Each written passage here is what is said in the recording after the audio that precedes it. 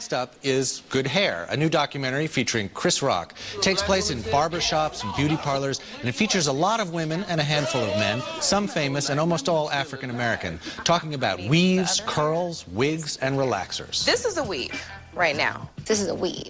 That's my edges and everything. I have pieces that are kind of like, you know, like extensions. Right now I have clips in my hair. I've attached 2 pieces here because I want a little more fullness. You might think this topic would make for an esoteric, superficial, or narrow movie, but Good Hair, directed by Jeff Stilson, will make you think again. It's about race, sex, economics, globalization, almost too much for a single movie to take in. In addition, Good Hair features some Michael Moore-style theatrics, as when Rock, noting that most of the hair black Americans buy comes from East Asia and India, tries to peddle some black hair to Los Angeles businesses. Would you like to buy some black hair? Yeah, we have. I have all sorts of black hair here. Some of this hair is from Cleveland and Cincinnati. This hair is from Detroit.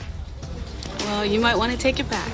Chris Rock is engaging and lighthearted, but he's also a serious social critic as well as a comedian. I just wish this movie were a little more pointed and focused, didn't get quite so tangled up in its own enthusiasm. There's a lot of interesting stuff here, but I have to say, it's better if you rent it. No, it's a better film than that, Tony. I think it's 2 films, right? And one of them's not very good. One of them's good enough. It's the documentary In Atlanta at the Bronner Brothers Hair Show that's, you know, like enjoyable enough in its way, but everything else about this film, I was very surprised at how good an interviewer Rock is, for one thing, and really what he gets out of actresses like Nia Long, and also on his trip to India, which is not played for laughs, which is dead serious about, you know, where these weaves are coming from and the religious ceremony it's tied up with them. I mean, it really kind of does a very artful job about tying in kind of a global billion-dollar phenomenon that he has a kind of a question or two about. Well, yeah, I just didn't need the stuff at the hair show. I didn't need to see people cutting hair underwater and doing all these kind of crazy stunts. Well, you what don't I thought need, was you don't need anything done with your hair. You're fine. Well, I like your weave, by the way.